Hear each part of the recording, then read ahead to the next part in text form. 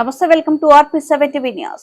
నెలలో మొదటి తారీఖు రాగానే వాలంటీర్లు కడప దగ్గరకు వచ్చి అవ్వ తాతలకు పెన్షన్లు ఇచ్చేవారు. అయితే ఇప్పుడు రాజకీయ లబ్ధి కోసం పెన్షన్దారులు అల్లాడిపోతున్నారు. గుంపులుగా సచివాలయం దగ్గర పెన్షన్ల కోసం ఎండకు పడికాపులు కాస్తున్నారు.